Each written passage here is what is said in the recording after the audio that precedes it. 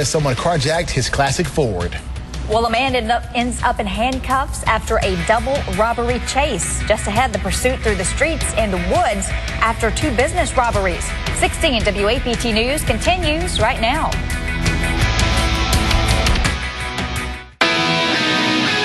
The one to watch. This is 16 WAPT News at 5. Good morning again. Thanks for joining us on this Friday, July 25th. This morning, the state sales tax holiday is officially underway.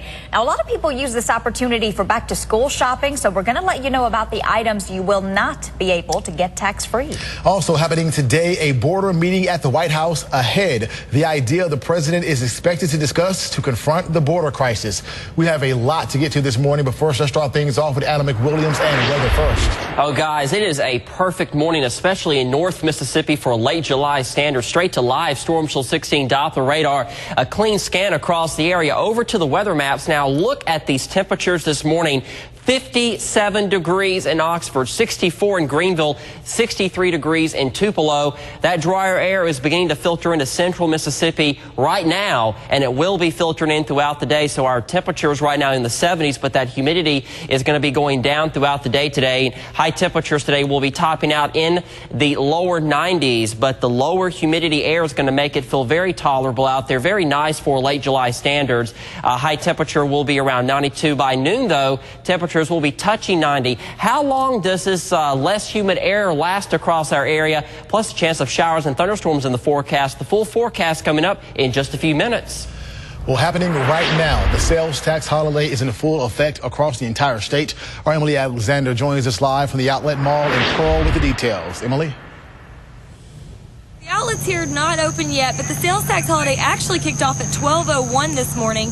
Today and tomorrow, shoppers will be able to buy certain items tax-free. That includes clothes and footwear, less than $100 per item. School supplies and computers are not included. A lot of stores in the area are having additional specials this weekend. I'll tell you about several of those throughout the morning. Plus, we'll take a closer look at what items are and are not included in the sales tax holiday weekend. Live in Pearl, Emily Alexander, 16 WAPT News. Well, this morning, a man is in custody after a double robbery and then a chase in Jackson. Police say this man robbed two stores within minutes and then led them on a high-speed chase. 16 WAPT's Tammy Estwick explains what happened. Watch as investigators pull cash and bullets out of the pockets of a man they say robbed two businesses in less than 10 minutes. You're going to have to call your mama for that. Detectives didn't identify the suspect, but they say his clothing and the money left on the front seat of his car connects him to the two armed robberies Thursday evening. You can't have one of these dollars. They don't belong to you. Detectives say the first one happened at the Little Caesars on McDowell Road. 9mm. Investigators say the suspect used a 9mm gun. Then they say he walked next door to the Dollar General and robbed it too. Police caught up to the suspect while he was trying to get away. He led them on a high-speed chase, but it ended just blocks away at an apartment complex. Did you rob those stores? We're right next to Cypress Point Apartments. This is where the suspect crashed his red Chevy Impala into a tree before taking off on foot. Police chased the suspect on foot across Raymond Road to West McDowell Road, where they caught up with him in a wooded area and took him down. They recovered the gun and the money and sent the man to jail, all within 2 hours. Right now, we're told detectives are interviewing the suspect. They have not released his name. We have exclusive video this morning of a car heist. The car's owner says someone stole his 1968 Ford Galaxie 500 at a crowded gas station on Capitol Street in Jackson Saturday.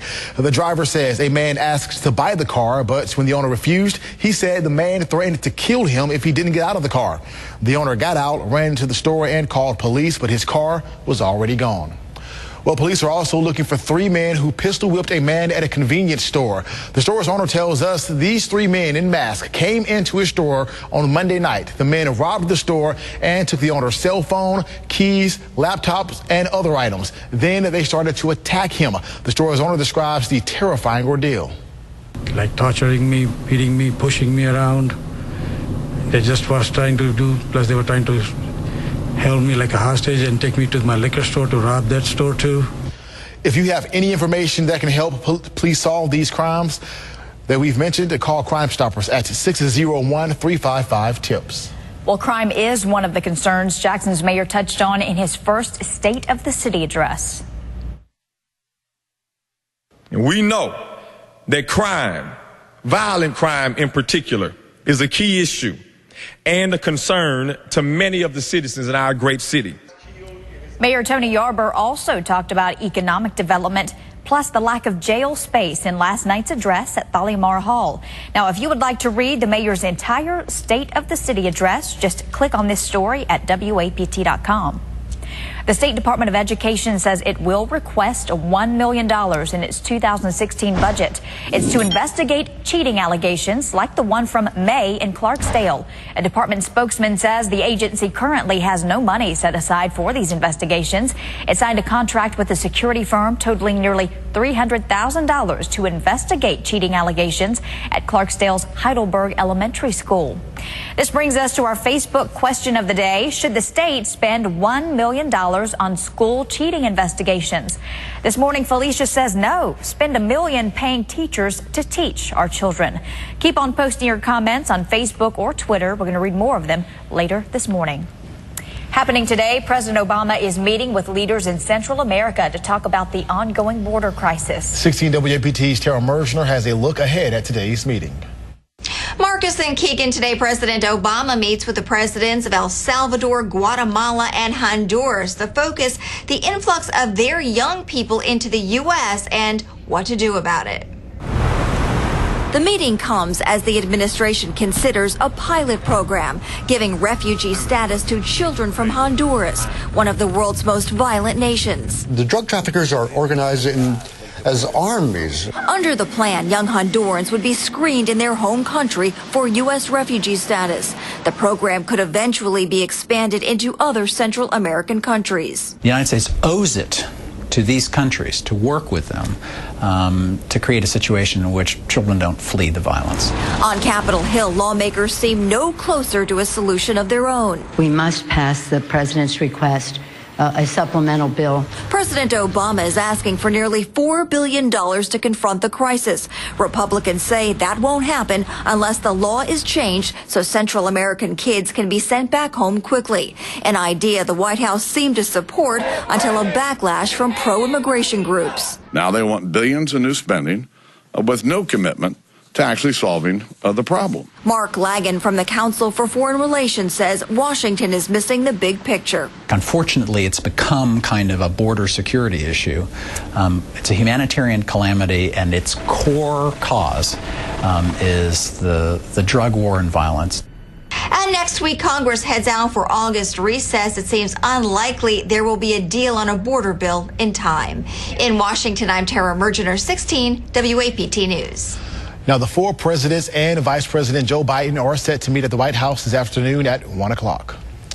Meanwhile, the Mississippi Immigrants Alliance held a news conference Thursday to discuss the national immigration debate. In it, leaders stressed compassion when dealing with refugee children from Central America and hoped the hysteria over the issue would stop. What we need is an end to policies that have produced an unprecedented 400,000 deportations a year. In the long run, we need to end the free trade and the intervention policies that cause poverty and forced migration. Last week, Governor Phil Bryant wrote a letter to the president saying that Mississippi will prohibit the federal government from housing a large number of illegal immigrants in the state, while also criticizing the current policies.